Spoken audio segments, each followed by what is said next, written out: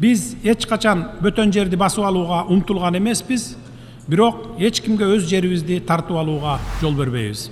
Саламатсыздарбы? Бүгүнкү күнгө алынган жаңылыктар топтому менен тааныштырабыз.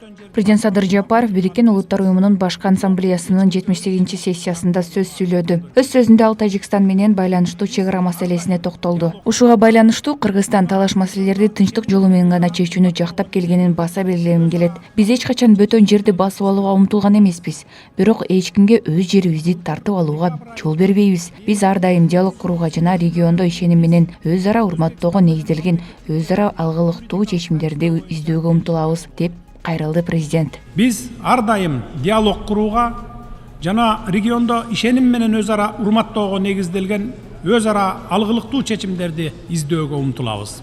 Былтыр декабрь айында дээрлик 30 жылдык сүйлөшүүлөрдөн кийин биз Өзбекстан менен мамлекеттик чек араны юридикалык тариздөө боюнча келишимге кол койдук. Токтогул районундагы өзгөрүш айылы Элмирбек Иманалиев айылы деп атала турган болду. Бул маалыматты айыл тургундары кабарлады. Темиров Лайв командасынын иликтөөчү журналисттери видео чыгарышты. Анда өлкөнүн биринчи айымы Айгүл Жапарованын Эне балага тирек коомдук фонду 2022 жылы Кытайдын Кыргызстандагы элчилигинен 9 миллиард сом алганын айтылат. Журналисттер эгер өлкөдө чуулуу чет элдик тыңчы мыйзамы кабыл алынса, биринчи айымдын фонду дагы чет элдик өкүл деп табылабы жокпу деген суроо салышкан. К примеру, фонд Айгуль Жапаровой «Эне балага тирек», где она получает миллиарды сомов от китайского посольства. Жогорку кеңештин 20 сентябрындагы жыйынында депутаттар бүтүн Кыргызстан оппозициялык фракциясынын лидери Адахан Мадумаровдун кармалышынын мыйзамдуулугун иликтөө боюнча комиссия түзө албай калышты. Жыйында Мадумаровдун партиялашы Гуля Кожокулова сөз салып, көп учурда депутаттар кармалганда комиссиялар түзүлүп келгенин белгилеп, кесиптештерин бул маселени колдоого чакырды. Бирок депутаттардан Мекенчил тобу менен Ата журт Кыргызстан фракциясы комиссия курамына эч кимди көрсөтпөй койду.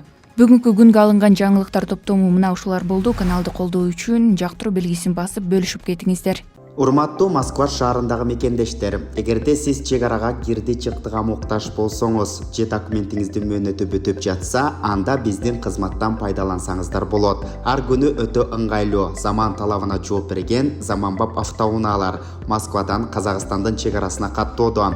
Ортомчусуз кара тизмеден текшерип, бир гана ыңгайлуу автоунаа менен сиздин документ маселесине жардам беришет. Байланыш номерлерибиз 8 926 213 00 +7 965 402 93 Мухиддин.